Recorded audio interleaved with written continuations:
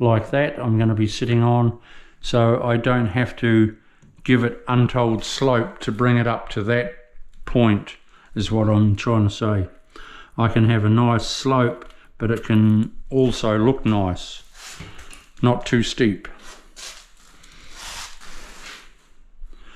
Okay, I'll come back to you next stage. Stay tuned. You're learning heaps, I hope, in these videos. I'm trying to explain everything possible to you.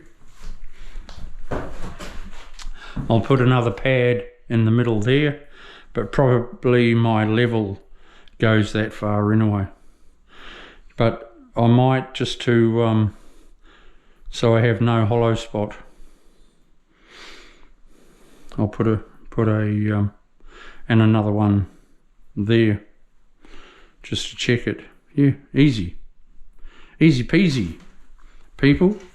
Okay, we'll see you soon. Stay tuned. I hope you've been leaning in and listening. Subscribe to my channel. Let's build this sucker.